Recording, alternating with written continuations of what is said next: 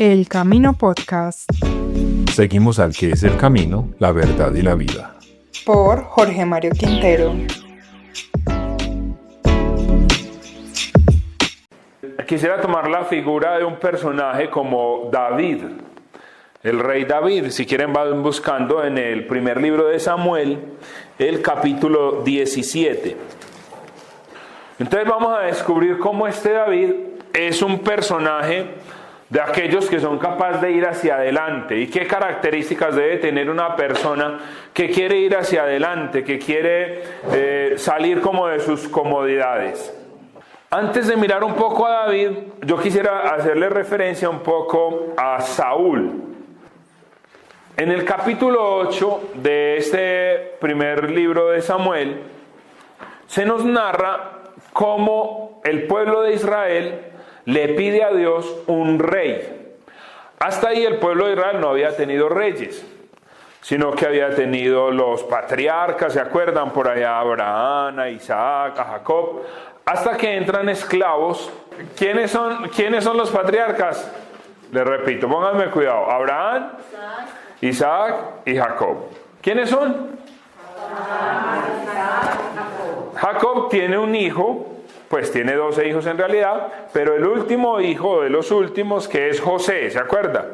De José, el hombre de los sueños. Ese entra a Egipto como esclavo, pero al final termina siendo gobernador, hasta que eligen un nuevo faraón que no conoció a José y terminan esclavizando todo el pueblo. Y ese pueblo es liberado después por...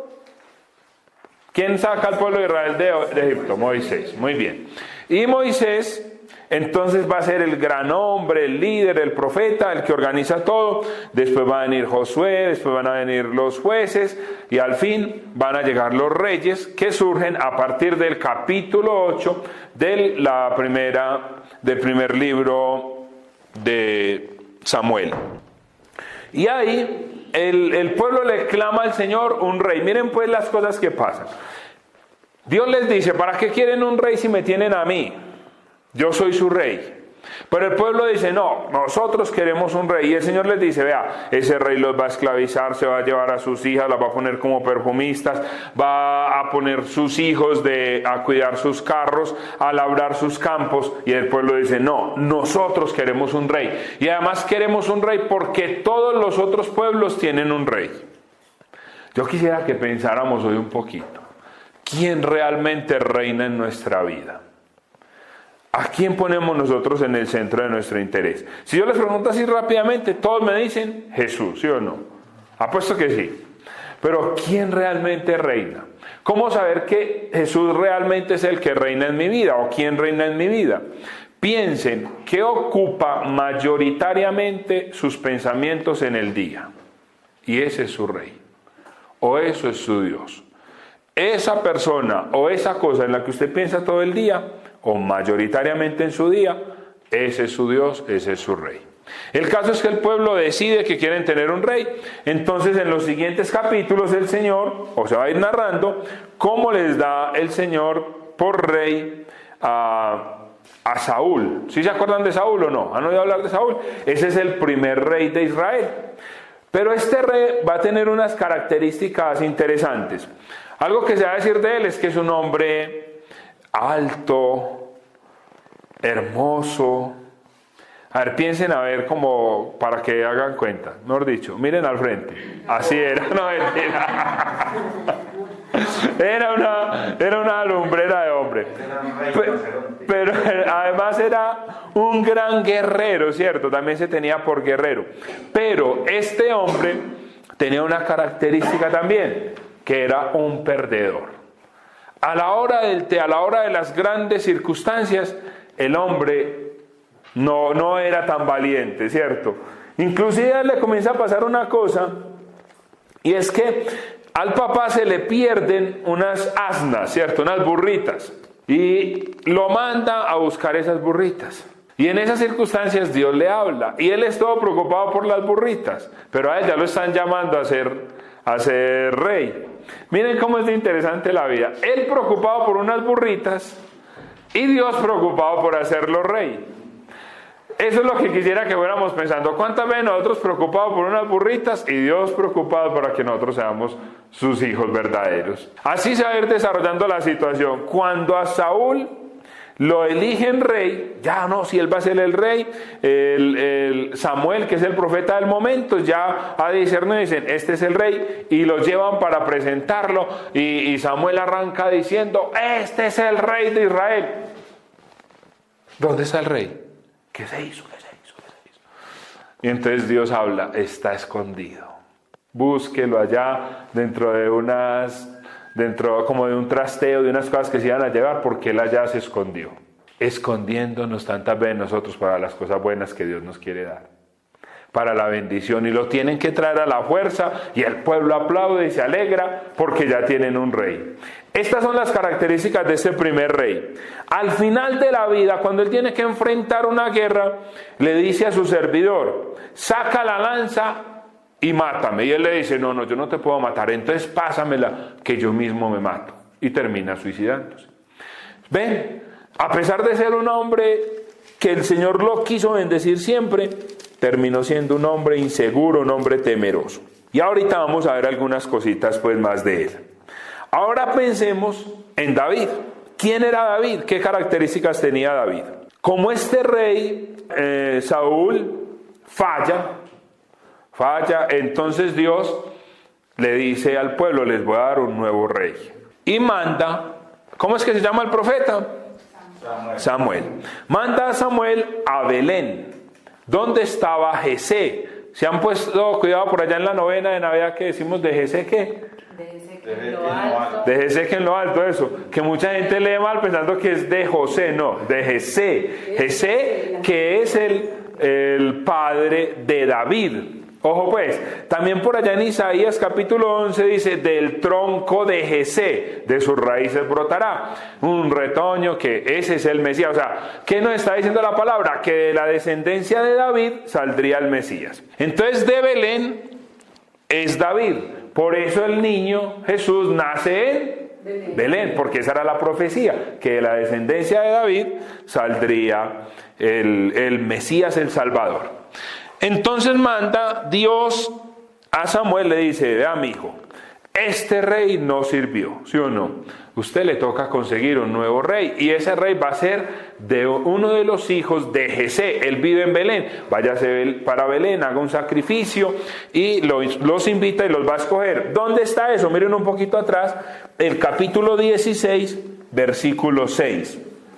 Son relatos muy largos pues que yo estaba procurando como resumir qué trocitos tomar para que nos sirva pues a donde queremos llegar. Desde el 6 dice, cuando ellos se presentaron, vio a Eliab y se dijo, sin duda, este es Yahvé su ungido. Pero Yahvé dijo a Samuel, no mires sus apariencias, pues yo lo he descartado. No mires su apariencia ni su gran estatura, yo lo he descartado. 16:6. Miren pues, vea, ¿qué ha sucedido ahí? Ya Samuel ha ido allá donde Jesé, ha reunido todos los hijos y empiezan a mostrarle de a uno. Pasan como por una pasarela, ¿sí o no? El primero que pasó fue este tal Eliab, que era un hombre grande. Los hijos de Jesé todos pertenecían al ejército, y entonces ¿qué dijeron? No, un hombre grande, el más fuerte, el más guerrero, ese es el que Dios quiere. Pues Samuel mira y dice, sí, es alto, es fornido, este man puede ser. Y Dios le dice, no, este no es. Y así van a ir pasando todos, van desfilando, muestran su cuerpo, muestran sus cosas, y Dios le va diciendo, este no es. Y miren más abajito, ¿qué descripción le va a pedir Yahvé que tenga el futuro rey? Cuando ya pasa en el versículo 7, ya más adelantico, dice, Yahvé no ve lo mismo que el hombre, pues el hombre se fija en las apariencias, pero Yahvé escudriña el interior. Otra traducción dirá, el hombre ve las apariencias, pero Dios ve el corazón. El hombre de Dios, la persona que quiere ver la experiencia de Dios, debe tener un corazón conforme al corazón de Dios. ¿Cómo será nuestro corazón? ¿Sí será conforme al corazón de Dios? ¿Cómo son nuestras decisiones? conforme al corazón de Dios. Queremos reinar, queremos ser bendecidos, sí, queremos, o cañamos, contamos diciendo, sí, yo soy tal cosa, yo oro, yo hago el rosario, hago tal cosa. Pero, ¿sí será que mi corazón es conforme al corazón de Dios? David, esa es la gracia de David, que su corazón es conforme al corazón de Dios. Por allá más abajito del versículo 14 nos va a decir, ya ha presentado pues un montón y ninguno le parece al Señor. En el versículo 11 dice, preguntó pues Samuel a Jesé, ¿no quedan ya más muchachos? ¿No quedan más? O sea que Samuel le hace como esa pregunta a Jesé. Pues esto es lo que has podido hacer con tu familia. No hay algo ahí en tu familia que realmente valga la pena. No hay alguno realmente, pues, o sea, no. Me defraudaste pues con lo que tenés. Móstrame a alguien que realmente valga la pena. Pregunta en nuestra familia. ¿Cómo vamos criando nosotros nuestros hijos? Si estaremos criando hijos conforme al corazón de Dios. Conforme a lo que Dios desea de nuestras familias.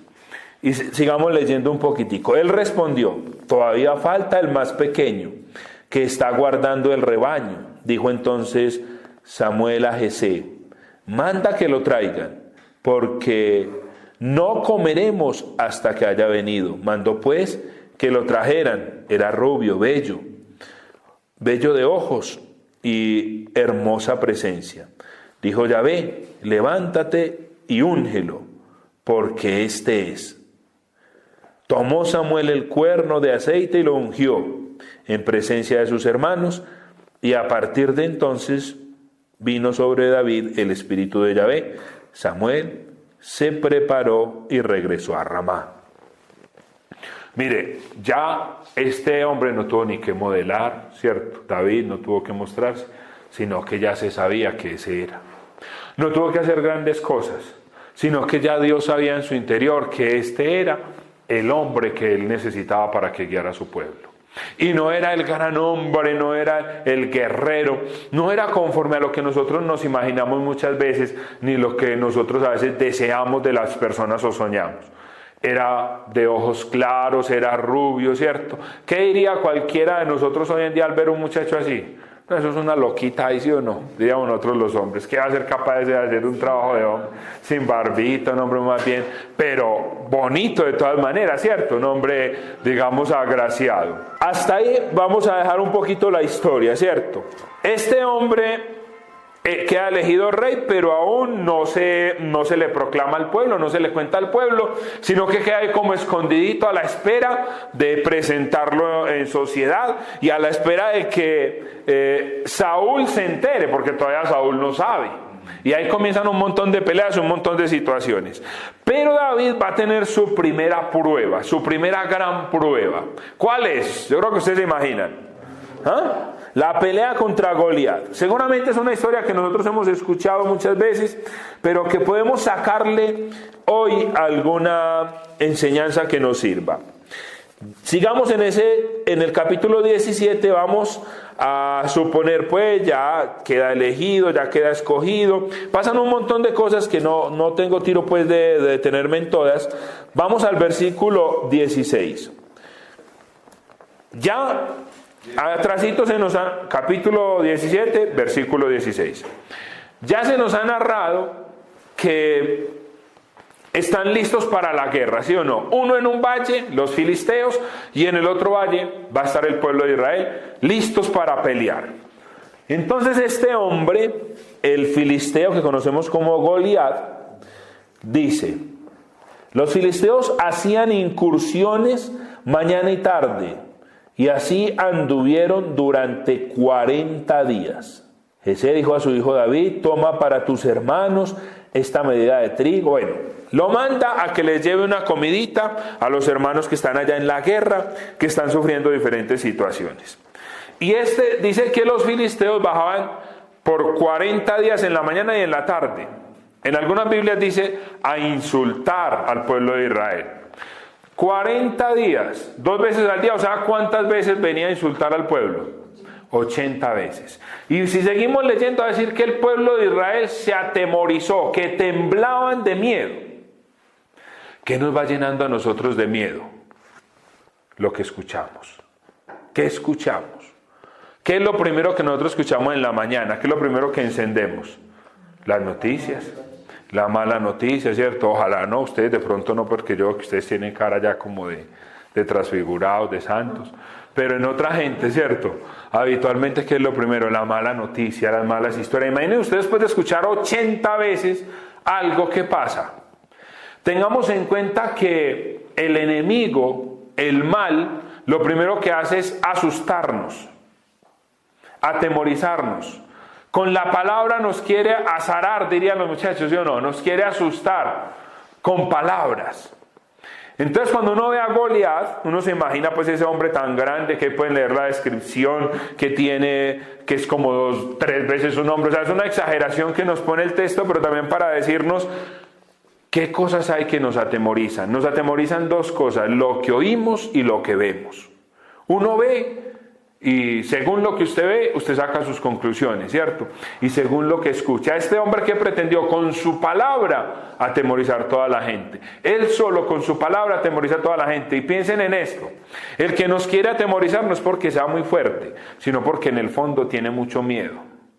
Y cuando más nos queremos mostrar grandes es porque en el fondo tenemos miedo. Y entonces uno que comienza a defenderse. Un ejemplo bien claro, los vecinos.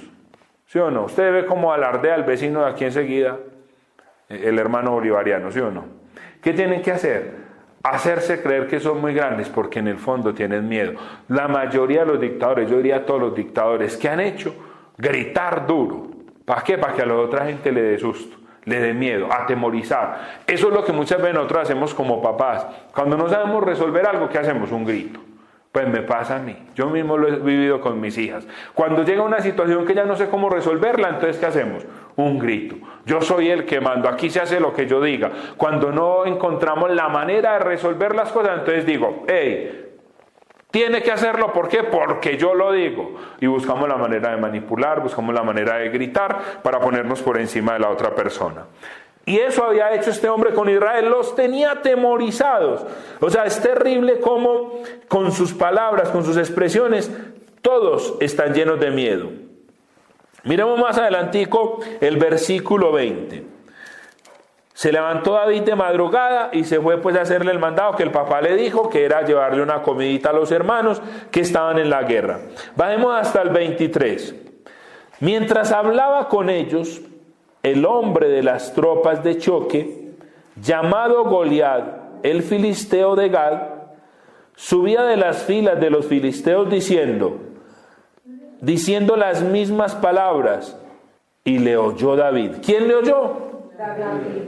David hasta ese momento no había escuchado los insultos de él. Todo el pueblo de Israel había escuchado, pero David no, porque David era ¿qué? ¿Qué hacía él? Era pastor, era joven y era bonito. Él no lo iban a destinar para la guerra porque además estaba muy pequeño. Pero este muchachito, ya con este problemita que se había metido de haber sido ungido rey, recuerde que ya es rey, solo falta proclamarlo y esperar ¿cómo es que le vamos a decir? Estaba Dios esperando a ver cómo le iba a decir a Saúl que ya estaba cansado de él y que era David el nuevo rey. Entonces lo estaba metiendo, ¿cierto? El mismo Señor a través del profeta lo va metiendo. Y dice el texto, le oyó David al ver a aquel hombre, le oyó y le vio, ¿cierto? Miren las palabras que están usando ahí, oír y ver. Si ustedes piensan, por ejemplo, en nuestro Señor Jesucristo, e inclusive desde atrás, Éxodo capítulo 3, versículo 7, el Señor dice, bien vista tengo la aflicción de mi pueblo. Si leen un poquitico por allá en Lucas 7, 11, cuando el Señor se encuentra con la procesión que iban con el hijo de la viuda de Naín, si lo han oído mencionar, ese relato dice que lo vio. Lo primero que Dios hace es ver. Se interesa viendo. Si se acuerdan de Lucas 15, cuando el padre ve retornar al hijo, ¿qué dice? Lo vio venir, de lejos lo vio.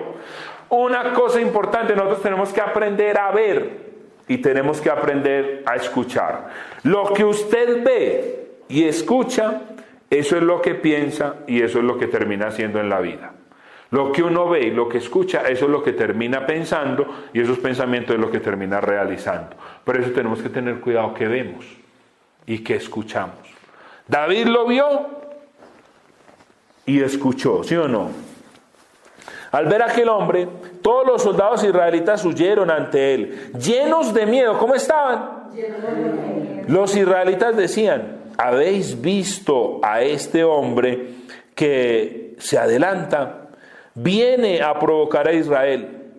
El rey ha dicho que colmará de grandes riquezas a quien lo mate, que le dará a su hija y que dejará exenta de tributo a la familia de su padre en Israel. Miren pues lo que va pasando ahí. Ven venir a ese hombre. Y como es tan grande, como es tan terrible, ¿qué le tocó hacer? Como hacen los gobiernos ahora ante un hombre muy malo, ¿sí o no? Poner una recompensa.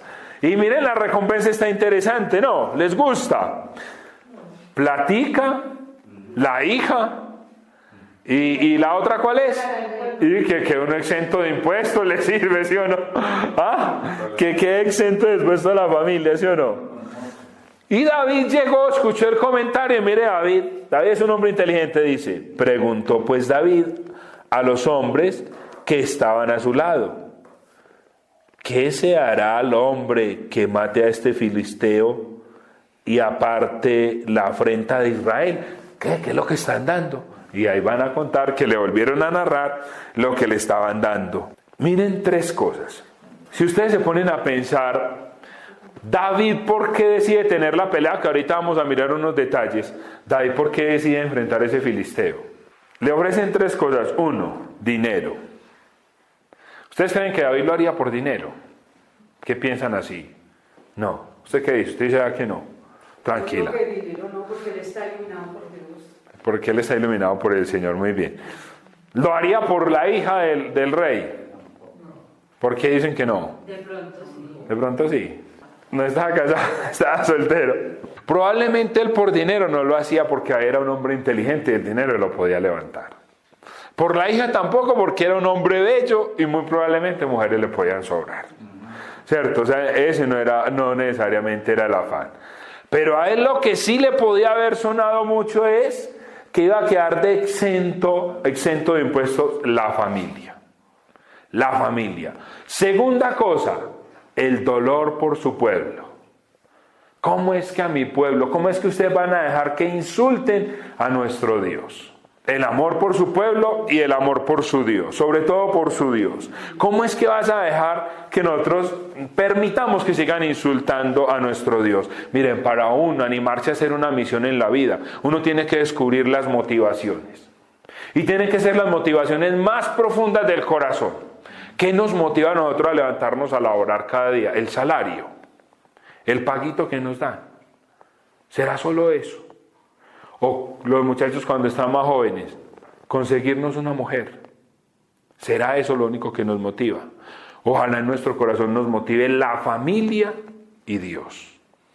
La familia, el padre, que mi padre esté bien. Imagine lo que significa: si yo venzo a este man, mi papá no va a tener más impuestos, mi papá no va a tener más problemas, mi papá va a poder estar tranquilito. Y además con esto voy a honrar a Dios. Recuerde el único mandamiento que trae una promesa: honra a tu padre y a tu madre, ¿y qué? Tendrás larga vida y serás feliz. Una vida larga y feliz. Qué rico que nosotros volvamos a tener esa claridad de la importancia de honrar a padre y madre. Y a padre y madre se honra de 2 maneras. 1, se honra con mi buen comportamiento. O sea, que diga tu mamá, que diga la gente a tu mamá: qué maravilla de hija tienes. Qué mejor honra, ¿no? Qué hijo suyo tan buen estudiante. Qué ternura de hija. Que digan de nosotros, ¿cierto? Qué jefe, que digan de nosotros, qué trabajador, qué empleado, qué alegría para uno como padre, para su madre, que digan eso de nosotros. Ahora, no solo eso, honrar a padre y a madre con nuestra ayuda económica. Es que mi mamá tiene más plática que yo, honre a su padre y a su madre con plática. Es que mi mamá no necesita. Honre a su padre y a su madre. ¿Qué tal la mamá de nosotros bien llevadita, bien enfermita, con necesidades económicas y nosotros bien tranquilos? Es que yo gano muy poquito. Honre a su padre y a su madre con posibilidades económicas. Vamos a hablar un poco pues de esa pelea que se va a presentar. Versículo 32. Dijo David a Saúl. Miren pues lo que pasa aquí y recordemos lo que le dije al principio de Saúl. ¿Qué le dije de Saúl? Que era un hombre ¿qué? Miedoso y un perdedor. Había sido un perdedor hasta el momento de su muerte. Y mire que aquí lo sigue siendo. Dijo David a Saúl: que nadie se acobarde por ese. ¿Cómo le dijo? Ni siquiera lo llama por su nombre, o sea, lo ignora, no le da valor. ¿Ven cómo van cambiando las palabras? El otro viene insultándolo. Todos dicen: ay, qué miedo, ese hombre es muy grande. Mire cómo habla, mire cómo está armado. Cómo entra diciendo todo lo contrario. ¿Cómo entra diciendo? Que nadie se acobarda por ese. Le quita todo valor. Le quita todo valor. Nosotros, ¿cómo nos acercamos ante las dificultades? Ante los grandes que nos aparecen. Ay, no. Eso es muy duro. Eso es muy difícil. No, pues en serio, yo sí lo oraba al Señor y todo, pero ay, no, pues yo no creo que eso para otra gente. No. Dejemos así más bien. Así estaba todo el pueblo. ¿Cómo entra David? ¿Cierto? Porque uno acá anda como sin palabras, entonces empieza a hacer gestos. Usted sabe que... Ay, no me diga nada. Todo lo contrario. Mire la palabra como va transformando todo. David que dice: tengo la oportunidad de salvar a mi pueblo, de quitarle la afrenta a Yahvé, de que mi papá no siga pagando impuestos. Y bueno, si me animo, pues hasta recibo la platica y hasta consigo una mujer. De pronto, que nadie se acobarde. Dice: tu siervo irá a combatir con ese filisteo. Hasta ahí él va muy firme. Pero mire la respuesta de Saúl. Mire la respuesta de Saúl. Vamos al versículo 33. Dijo Saúl a David: no puedes ir contra ese filisteo para luchar con él, porque tú eres un niño y él es un soldado desde su juventud. ¿Le han dicho a ustedes: usted no puede? No, esos negocios. No, usted, mi hijo, usted no ha sido nunca bueno para esas cosas. No, que se va a poner a matarse tanto. ¿Qué necesidad tiene uno de un retiro para un fin de semana? Uno con hacer el rosario aquí en la casa está bien, mi hijo, no se exceda en tantas cosas. Eso por a chupar frío. Mira, vamos a misa el domingo a escuchar un man hablar ahí todo el día. Que mano arriba, que mano abajo, que ye. Eso que le va a servir a uno. ¿Para qué nos vamos a poner en todas esas bobadas? No, mijo, ¿usted para qué se va a meter en el negocio? Vea, usted con el mínimo ahí se va defendiendo. Eso no se estrese. No se meta con tantas veces cuando resultan los negocios ilícitos. Pues mi hijo, ahí por debajito usted se va ganando una platica, no importa, para que pues todo lo legal no tiene que ser tampoco así. Era un hombre ¿qué? Miedoso. Y era un hombre ¿qué? Perdedor. Pero mire David, qué culicagado dirían las mamás de hoy en día, ¿sí o no? Qué culicagado, chiquito, bonito, flaquito, desgarbadito, pero bravo, ¿sí o no? Como dicen de las mujeres, mujer chiquita es brava, ¿sí o no? Eso dice, que mujer chiquita es brava. Bueno, sigamos pues mirando. Mire cómo respondió David a Saúl. Sabiendo que Saúl era el rey del momento, todavía David estaba escondido. Recuerden que hasta este momento no se sabe que David es el rey, ni elegido por Dios, ni nada. Ya había sido ungido, pero eso estaba ahí escondido. Y Saúl debería ser el hombre que diera ejemplo. El hombre que indique el camino. No, todo lo contrario. Termina siendo este muchachito el que lo impulsa, ¿sí o no? Cuando tu siervo... Mire la justificación que le da David para ir a pelear. Respondió David a Saúl: cuando tu siervo estaba guardando el rebaño de su padre, y venía el león y el oso, y se llevaba a una oveja del rebaño, salía tras él, lo golpeaba y se la arrancaba de sus fauces. y se revolvía contra mí. Lo sujetaba por la quijada y lo golpeaba hasta matarlo.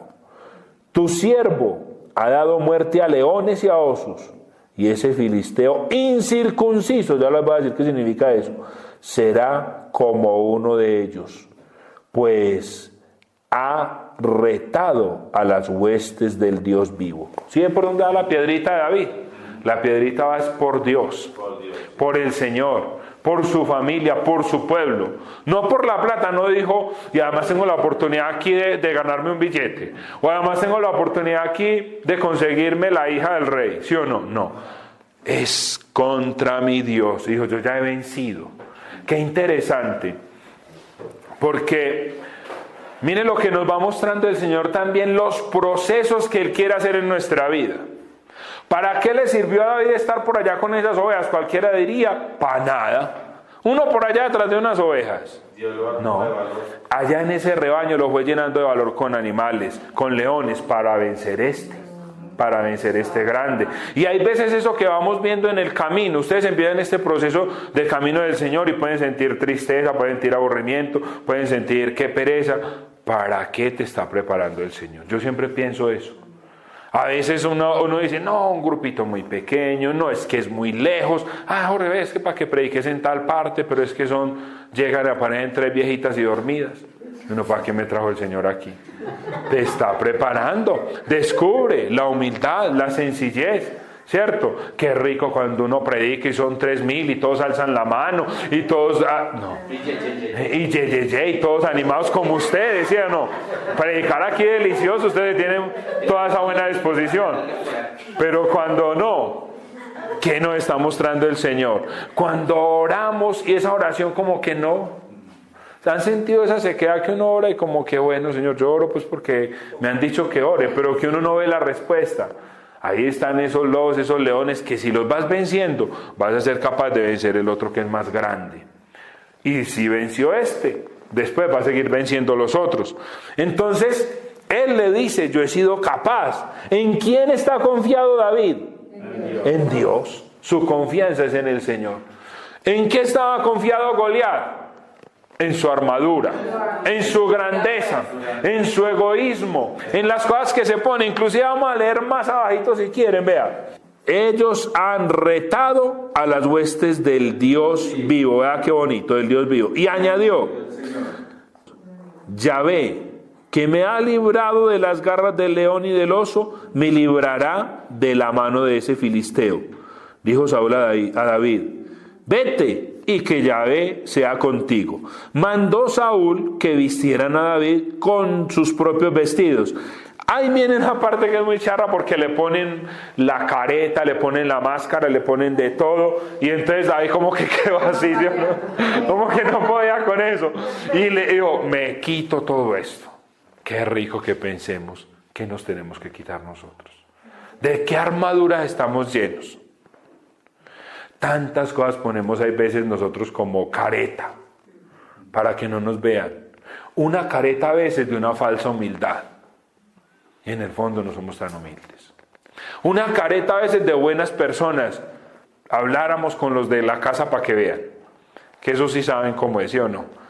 Como decía un padre que una vez, él después de predicar, un gran predicador, el padre Juan Jaime Escobar, que seguro lo han escuchado, decía que todo el mundo lo abrazaba y que le decían, padre, ay, tan rico, usted tan lindo, ¿cómo será bueno vivir con usted? Y entonces le decía el padre, véngase a vivir conmigo unos días, o pregúntele a los hermanitos míos, ¿será que ellos le dicen a los hermanitos de comunidad, cierto? Claro, no vivís con él. Entonces, cierto, qué caretas. Miren, pero tengan en cuenta esto. Qué caretas, qué armaduras nos ponemos. Y miren que esas armaduras que nos ponemos como protección, como salvación, que terminan emborrachándonos, tumbándonos. Terminan convirtiéndose en nuestro propio mal. ¿Por qué? Porque no nos ponemos limpios de frente a Dios. Y limpios de frente a Dios es que somos capaces de vencer cualquier Goliat. Así es. Pero entonces tengan en cuenta que el que decide no ponerse todo eso encima es David. Y él dice, no, yo me tengo que quitar esto. O sea, no se deja llenar de eso. Pensemos en la Navidad. ¿Cuántas cosas le ponemos a la Navidad que no son de la Navidad? Navidad es natividad, nacimiento, no más. Todo lo demás sobra. Mire, si usted a la Navidad le quita las luces, le quita el árbol, le quita, bueno, esta no se la quitemos pues, le quita la natilla, los buñuelos, el marrano, la parranda, el aguardiente, la música parrandera. No le voy a decir. La música parrandera. Mire, el pesebre. Bueno, pues, no le voy a decir cuál, pero le voy a decir cuál sí es. Lo único que realmente es Navidad es el niño Jesús, el pesebre. Todo lo demás se lo podemos quitar y no le quitamos nada. Y el pesebre con María y José, todo lo demás es secundario. En una parroquia allá cerca de eso hacen un pesebre hermoso y es así. Una especie de cavernita o de cueva con María y José, no más, nada más. María y José con los bracitos así, esperando el niño. Este tiempo de Adviento es para uno estar así, no más. Y el 25 recibir el niño, no más. Adornos, muñecos, Papá Noel, ¿qué más ponen? Duendes, ¿qué más lo que pone la gente?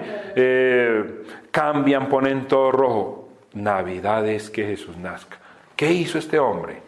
Quitarse todo. ¿Qué necesita nuestra fe? Quitarse un montón de cosas. A veces nosotros nos venimos a más experiencias de fe y le ponemos más. Y le ponemos más y más. A veces nos llenamos de novenas, de devociones, haga esto, haga lo otro, vaya a tal misa, a la misa de sanación allá, Mira, el centro es Jesús. Y a veces todo eso nos distrae de Jesús. Hay gente experta en devociones, experta en la Virgen de Guadalupe, que es maravillosa. Hay bibliotecas completas de todo lo que pasó con la Virgen de Guadalupe. Y esas personas, sumergidos en eso, y no conocen la palabra. No es que eso sea malo, no estoy diciendo ni que sea un pecado, no. Metámonos en el centro. ¿Qué hizo David? Nada de corazas, nada de cosas, nada de lanza, nada de esas cosas. Se liberó. ¿Y se fue con quién? Con el que es. Mi Padre me ha salvado. ¿Usted con quién se tiene que enfrentar a los problemas que tenga en su vida? Personales, interiores. Con el mismo Señor. Si usted pone a la gente empieza, el psicólogo, el psiquiatra, una pastilla para el dolor de cabeza, una pastilla para lo otro, vamos donde el médico, vamos donde uno le dice cualquier cosa a la gente, ve, me está doliendo, hoy en día todo el mundo es médico. Ay, me está doliendo la cabeza, ve, tómate tal pastilla. ¿Por qué no te haces un raspadito de jengibre, le echas limón, le echas 2 trocitos de piña, cortas un apio en 4 cruces, le sacas un... No, si yo no digo que no, le picas media papa criolla, le echas 2 goteritas de miel, te lo tomas por la mañana en ayunas. ¡Qué bendición! Se quita la gripe, le da. No, yo sé que muchas cosas que sí pueden servir, pero es muy charro porque normalmente la persona que le hace a uno todas esas recomendaciones está más enferma que uno, que es lo que es lo fundamental. Entonces, así como nos recomiendan una bebida, nos dicen, haga esta novenita. Me acuerdo cuando empecé a caminar, yo le dije a alguien, tengo un problema económico muy duro, hágase la novena a los santos ángeles, hágase la novena a la prosperidad. Así le dicen a uno, vaya 7 misas en tal parroquia, vea, solucionar el problema. Pero nadie le dice a uno, tómese un camino de discipulado, siga al Señor, busque al que es, venga, vamos al Santísimo juntos, hagamos una oración. Y eso ni decir los que le dicen a uno, vaya donde el brujo, la bruja, el horóscopo, no sé qué. Y tanta gente, yo conozco, a mí me impactó en estos días un man que yo sé que es de oración, que yo sé que es de Eucaristía. ¿Y sabe qué tiene en el perfil del WhatsApp? Tiene el signo zodiacal, Cáncer. Eso, yo creo que eso la va a terminar dando, ¿cierto? Hagan lo que Él les diga. Y eso es lo que inclusive eso nos ha distraído. Porque hemos puesto a María en tantas cosas que yo creo que María hasta se achanta. Mira, no, pero es que esos no sean bobitos míos, es que es con Él. O sea, ella eso lo tiene claro. Hagan lo que Él les diga. Vamos a seguir pues mirando. Bueno, viene el combate enseguida, bueno. Pero lo lindo no es, lo lindo de estas cosas no es que nosotros, digamos, volvamos a mirar la historia y eso, sino que vayamos pensando en nuestro interior que vamos teniendo. E inclusive ni siquiera pensar las cosas buenas que ya logramos, no, sino aún yo en que sigo siendo tan Saúl, tan pueblo de Israel muerto de miedo, tan colombianos muertos de miedo, o tan indiferentes nos están metiendo la ley del aborto, ahí está lo del proceso de paz que no sabemos qué gol nos irán a meter ahí, y nosotros ahí vea. Y qué miedo no salir, porque ¿qué pensamos? Qué miedo salir, qué miedo ir a enfrentar el colegio que nos están educando los hijos de pronto en una educación sexual que no es, qué miedo no enfrentar la familia y decir, yo en mi interior le enseño a mis hijos a que vivan la castidad, por ejemplo, a que no tomen licor. Qué miedo decir en mi empresa, vamos a hacer una salida sin licor. La salida en esta empresa debe de ser sin licor. La salida en esta empresa, porque entonces ¿cómo es? ¿De qué se trata, sí o no? ¿De qué trata la Navidad? ¿De qué trata la despedida de la empresa? ¿Qué ejemplo nosotros vamos dando? Entonces uno dice, sí, me gusta, muy bacano, pero ¿qué de estas cosas todavía yo tengo? No como una acusación, sino cómo voy trabajando ese proceso, ¿sí o no? Entonces miren, tengan muy en cuenta esto. Porque lo que vemos, quiero como repetir eso, ¿cierto? Lo que vemos, lo que escuchamos, eso pensamos y eso terminamos decidiendo. No sé si alguno acá ha estado sumergido de pronto en la pornografía, que es algo que cuesta aceptar, que está sucediendo muchísimo, y no solo entre hombres, sino ahora mucho entre las mujeres.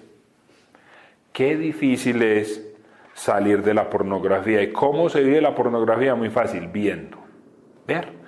Y hoy en día los medios de comunicación, todos nos meten la pornografía por los ojos. ¿Cuántas vallas de mujeres desnudas encontramos? Ahora la novelita que nos están dando a las plenas 8 de la noche. ¿Ah? La novelita para el horario de niños, 8 de la noche, un striptease en la casa.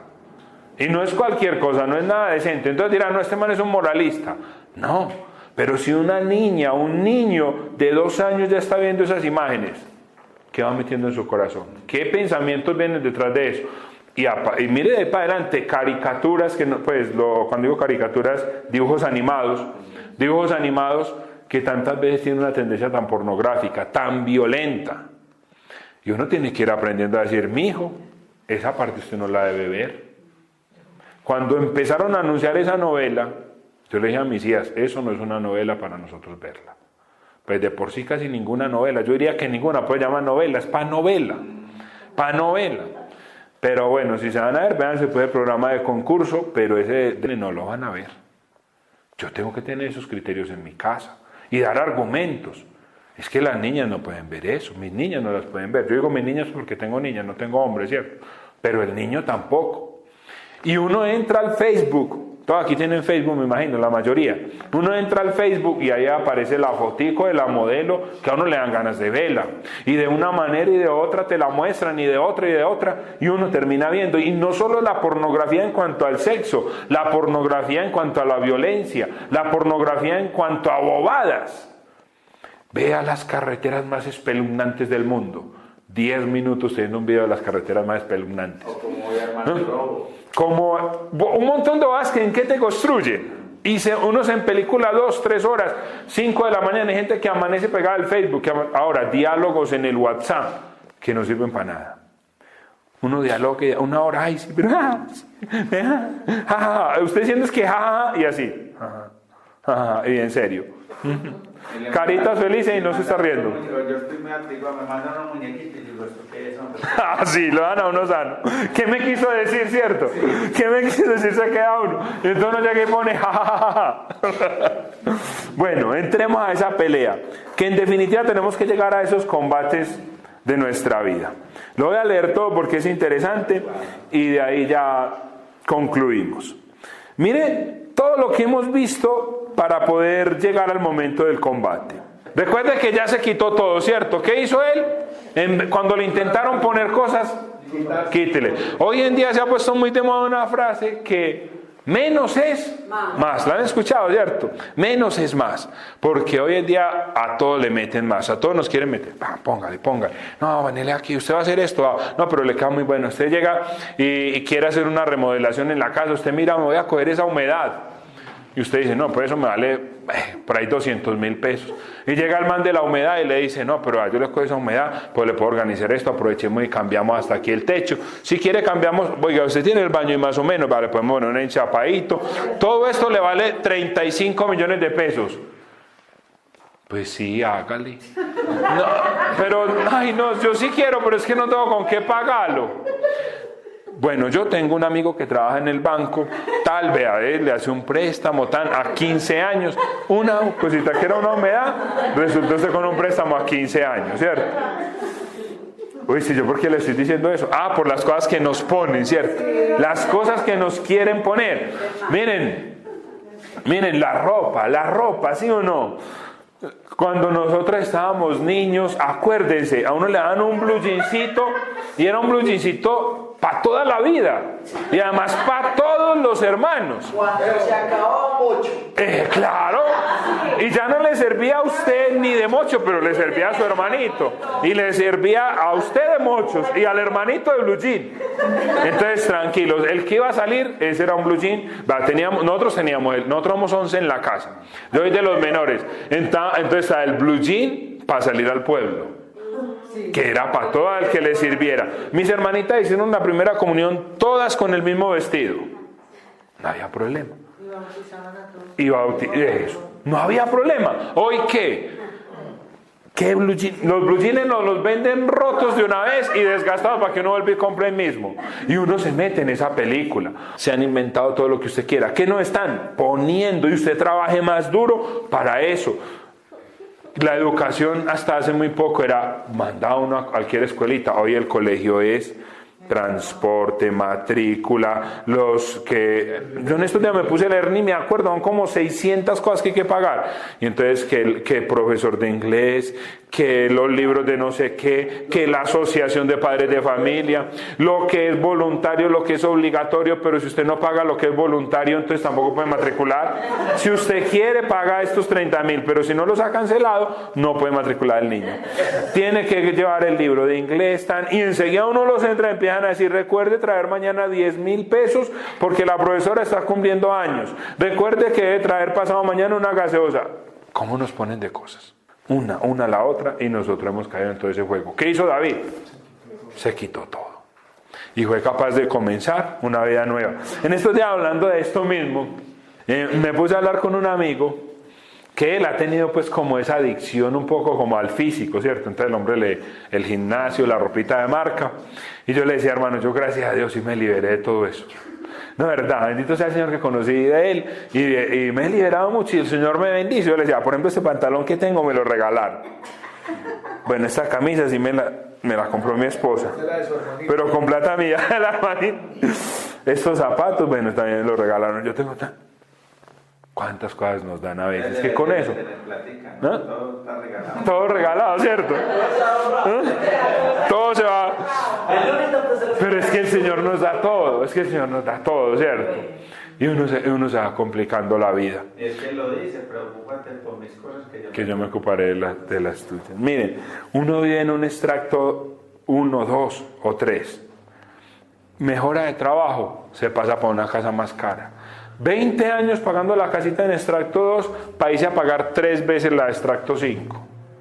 Volver a empezar. Y toda la vida nos quedamos pagando una casa. ¿Qué hace David antes? Se quita.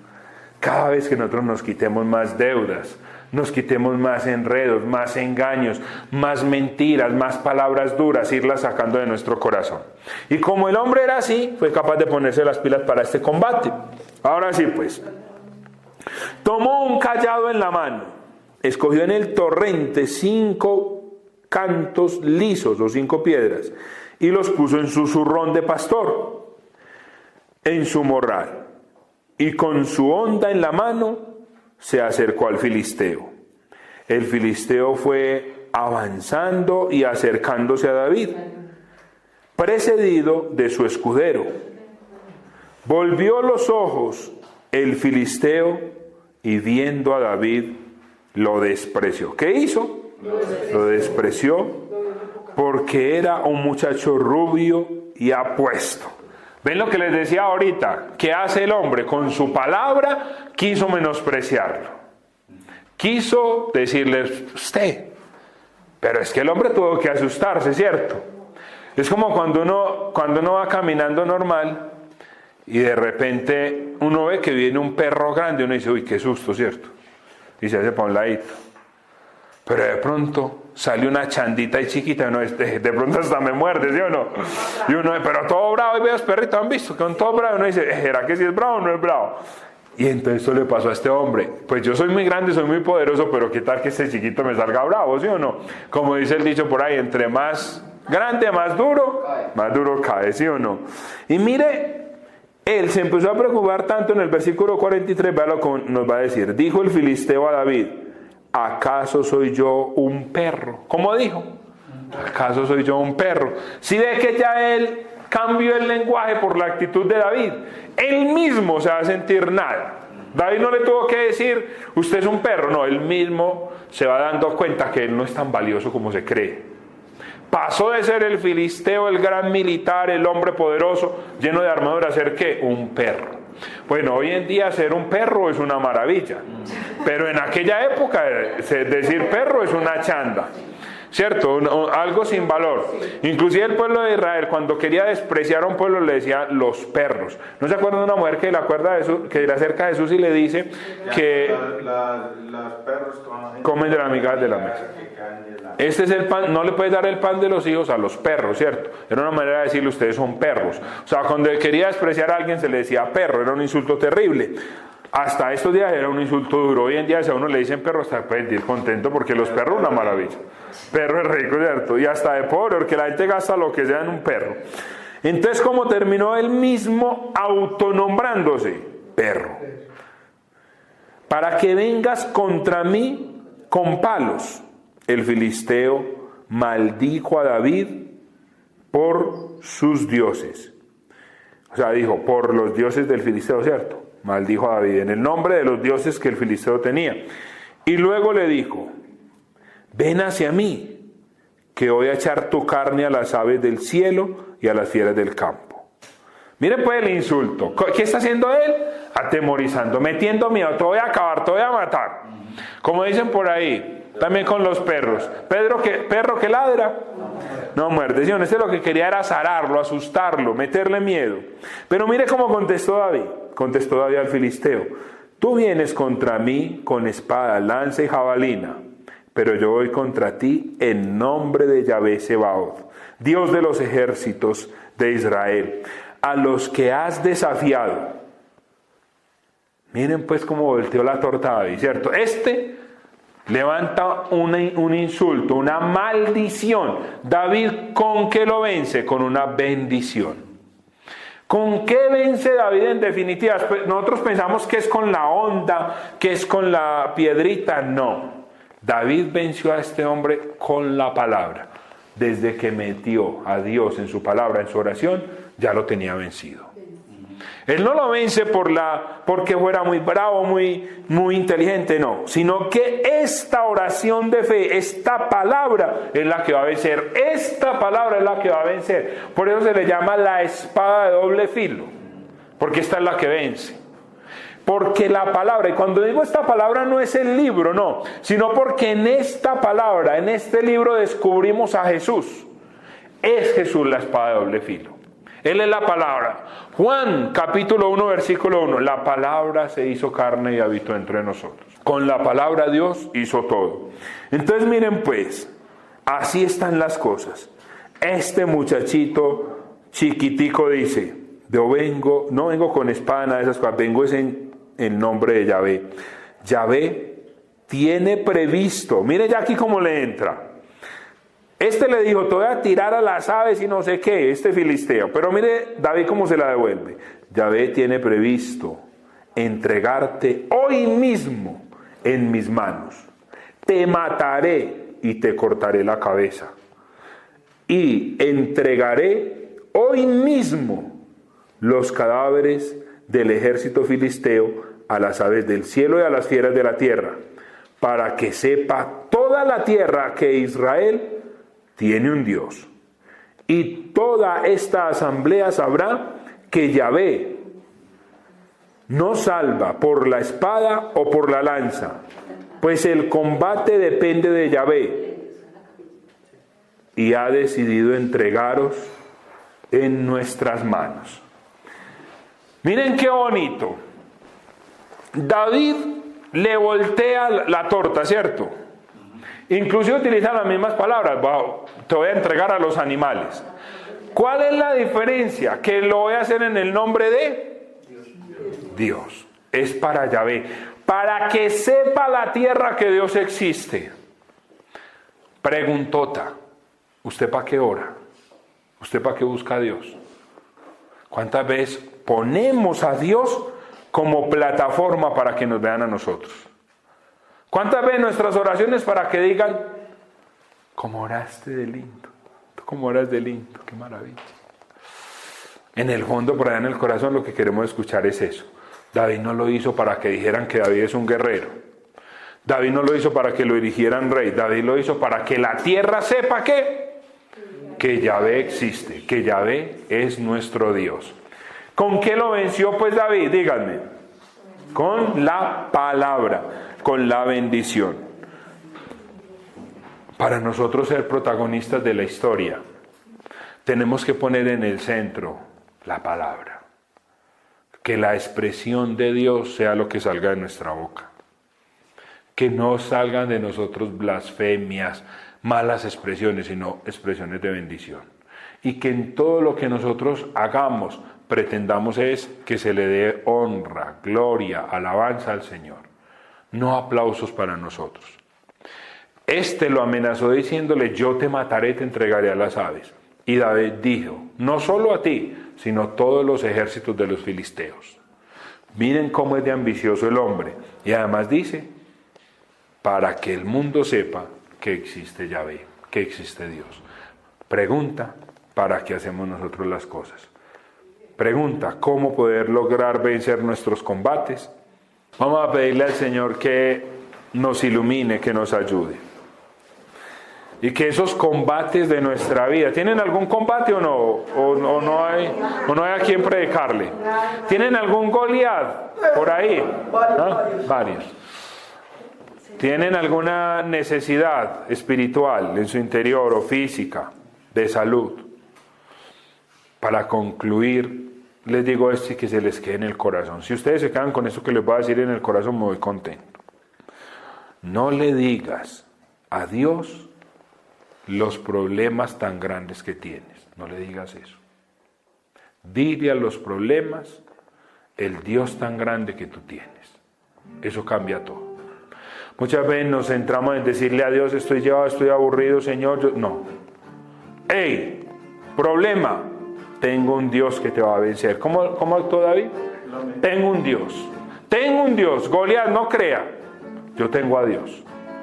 El problema no es el gigante. El problema no es el problema, como dice Ricardo Arjona, no. El problema es en qué Dios crees. ¿Cuál es el tamaño de tu Dios? Aunque a veces tenemos un Dios muy grande, pero una fe muy pequeña. Y otra vez una fe muy grande en un Dios muy pequeño. La certeza en nuestro corazón tiene que ser que Dios es grande y que ese problema para Dios es una minucia, es pequeñito. El filisteo se preparó y fue acercándose a David. Este salió rápidamente de las filas al encuentro del filisteo. Metió su mano David en el zurrón, sacó de él una piedra, la lanzó con la honda e hirió al filisteo en la frente. La piedra se clavó en su frente y cayó de bruces en tierra. Así venció David al filisteo con la honda y la piedra. Hirió de muerte al filisteo sin empuñar una espada. Corrió David, se detuvo sobre el filisteo y sacando de la vaina la espada de éste, lo mató y le cortó la cabeza. Cerremos nuestros ojos y pensemos qué miedos tenemos en nuestro corazón, que no nos permiten enfrentar los problemas que tenemos, que no nos permiten ni siquiera mirarlos. que como el pueblo mejor preferimos ocultarlos, correr, huirles o doblegarnos ante ellos y volver a ser esclavos. El pueblo de Israel le daba miedo de enfrentar a este hombre, porque ya él les había dicho que sacaran un hombre de Israel para que pelearan solo ellos dos, y que el que venciera quedaría esclavizando al otro pueblo. Y el pueblo de Israel tenía miedo de volver a ser esclavos como en el tiempo que estuvieron en Egipto. Y a veces nosotros también somos así. Nos llenamos de miedo porque ¿qué tal volver a lo de atrás? De pronto hacemos cosas inadecuadas porque ¿qué tal volver a esa situación económica dura del pasado? Porque ¿qué tal si vuelvo y me quedo sola o solo? ¿Qué tal si vuelvo a las situaciones duras que me ocurrieron alguna vez en la vida? Entonces somos incapaces de enfrentar los nuevos problemas que nos surgen. O simplemente estamos como Saúl, temerosos, inseguros, orgullosos, escondiéndonos de las bendiciones de Dios. Dios diciéndonos, tú eres mi hijo, tú eres mi reina, mi rey, y nosotros pensando en unas asnas, en unos negocitos, en unos proyecticos que tenemos. ¿En qué andamos nosotros? Pidámosle al Señor que nos dé su palabra, digámosle, Jesús, revélanos tus palabras, Señor. Revélanos las palabras para vencer a este Goliat. Si acaso ya tienen claro cuál es ese Goliat, o qué temores hay, o qué dudas hay, o si no lo tienen claro, pidámosle al Señor que nos muestre qué temores tenemos en nuestro corazón. ¿Cuál es ese monstruo que no nos permite avanzar? Una duda, una enfermedad. A veces ponemos en el centro la enfermedad, un pecado, una adicción, una persona. A veces hasta la misma familia se vuelve en el Dios de nuestra vida, en el Goliat que tenemos que vencer. ¿Qué hay en nuestro corazón? Era una palabra clave que no lo había mencionado y que tenía pensado hablarle: desconfianza. ¿Cuánto nos han enseñado? Frases terribles que nos han destruido y que nos hacen pensar que no se puede, que hay que desconfiar de todo el mundo, que quién sabe. Digámosle pues a ese Goliat, yo, digan conmigo, yo. Digan su nombre. Te venceré en el nombre de Jesús. Bendito seas. Bendito seas, Señor. Te alabamos, te glorificamos y te exaltamos, Señor, porque sabemos que en tu nombre podemos vencer cualquier problema que se nos ponga delante. Bendito seas. Bendito seas, Jesús. Jesús. Sígueme en todas las redes sociales como JM Quintero o Jorge Mario Quintero. Espera el próximo episodio.